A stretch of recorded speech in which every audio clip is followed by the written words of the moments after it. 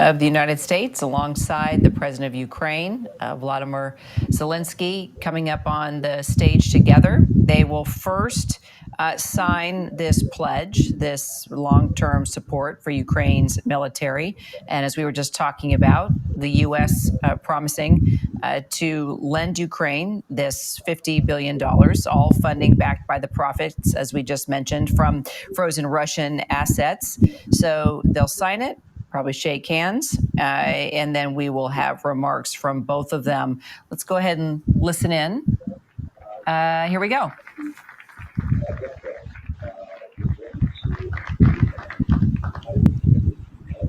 Good evening, everyone.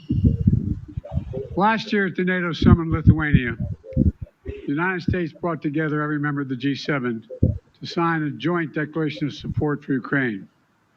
25 additional countries joined us quickly. Each agreed to forge a long-term bilateral commitments with Ukraine.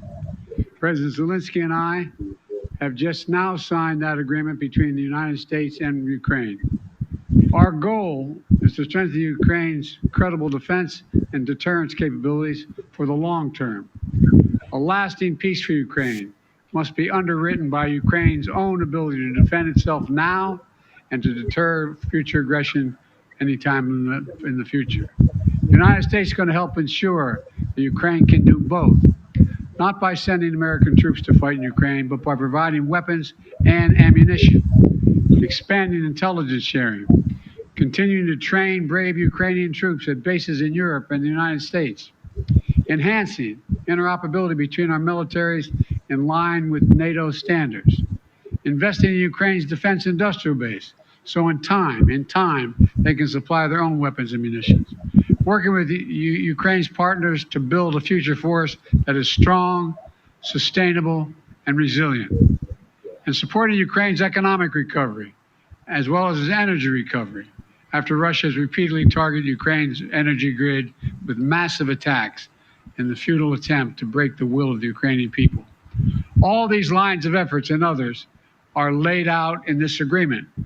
Additionally, the G7 achieved a significant outcome this week on the matter of Russia's frozen assets in Europe and other places outside of Russia. Back in 2022, 2 days after Russia's invasion, members of the G7 and the European Union worked together to freeze $280 billion in Russian central bank funds outside of Russia. I'm very pleased to share that this week, the G7 signed a plan to finalize and unlock $50 billion from the proceeds of those frozen assets, to put that money to work for Ukraine. Another reminder to Putin, we're not backing down. In fact, we're standing together against this illegal aggression.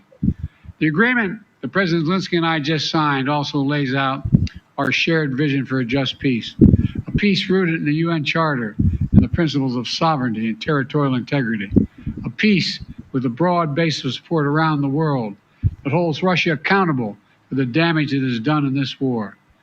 We will see this vision strongly affirmed at the historic peace conference happening in Switzerland this weekend, where Vice President Harris will represent the United States. Finally, this agreement accelerates Ukraine's integration into the European and transatlantic communities. It includes major commitments from Ukraine to implement democratic, economic, and security reforms in line with the European Union's accession goals and NATO's programs of reform. While we take this step, the United States is also intensifying pressure on Russia.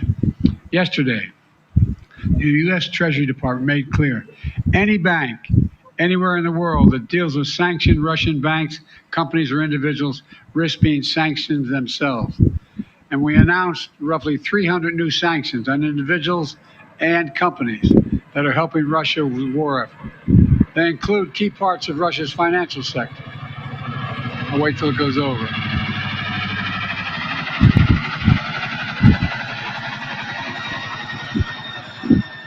As well as individuals and entities that supply Russia with items critical to its defense production, like microelectronics, machine tools, and industrial materials. We also sanction more Russian future energy projects. that Russia's natural gas oil projects that are under construction and are not yet fully operated. Putin is counting on revenues from these projects. Our sanctions will disrupt those plans. Plus, at the G7, we discussed our shared concern about countries like China, where resource supplying Russia with materials they need for their war machine. And we agreed to taking collective action to push back against that activity. Let me close with this. We've taken 3 major steps at the G7 that collectively show Putin we cannot wait us out. He cannot divide us. And we'll be with Ukraine until they prevail in this war. First is the bilateral security agreement just signed. Second, historic agreement to provide $50 billion in value from Russian sovereign assets to Ukraine. And third, an agreement to ensure our sanctions efforts disrupt third countries that are supplying Russia's war efforts. That will increase pressure on the Russian economy. Collectively, this is a powerful set of actions, and it will create a stronger foundation for Ukraine's success. 2.5 years ago, Putin unleashed a brutal war in Ukraine, and it's been a horrifying ordeal for the Ukrainian people who are so brave and incredible. It's also been a test for the world.